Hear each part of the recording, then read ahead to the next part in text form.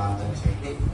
మరి దేవుని వాక్యం సెలవించినట్లు దేవుడు ఎవరిని సేవకు పిలిచాడో సంఘస్థుడు చేతులు వచ్చి ప్రార్థన చేసి ప్రత్యేకించాలని కనుక తండ్రి కుమార పరిశుద్ధాత్మ నామంలో కేఫా అనే పేరు పెట్టబడిన లోవాన్ని దేవుని సేవకుడిగా ప్రతిష్ఠిస్తా ఉన్నాం, ప్రార్థన చేస్తున్నాం. పరిశుద్ధుడా నీకు వందనాలు తండ్రి. నాయన నీ సేవ వరకు నన్ను ప్రత్యేకించుకున్నందుకు నీకు వందనాలు ప్రభు. ఈ దినము తండ్రి నీ బిడ్డను నీ ఆత్మతో మీరు అభిషేకించి ఈ దినం వరకు నడిపిస్తున్న విధానాన్ని బట్టి నీకు వందనాలు.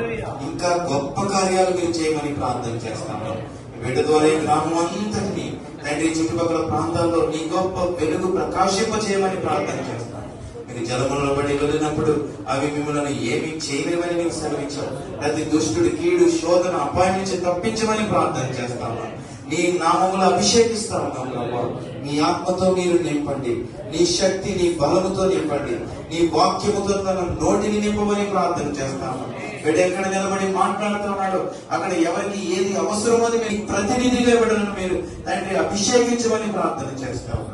నీ నామములో నీ దాసుని అభిషేకిస్తూ తండ్రి కుమార పరిశుద్ధాత్మ నామములో ప్రభువా ఈ బిడ్డని తండ్రి నీ శక్తితో నింపమని ప్రార్థన చేస్తాము.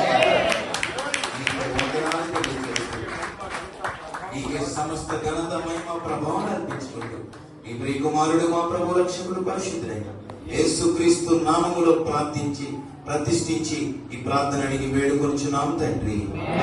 మన తండ్రి అయిన దేవుని ప్రేమ, ఆయన ప్రియ కుమారుడు మన ప్రభు రక్షకుడైన యేసుక్రీస్తు కృప, పరిశుద్ధాత్మ దేవుని అనివని సహవాసం తండ్రి నీ దాసునికి యుగ సమాప్తి వరకు సదాకాలం ఎక్కడ నిలబడిన నీ సన్నిధిని ప్రసన్నత తోడై ఉండి నడిపించును గాక.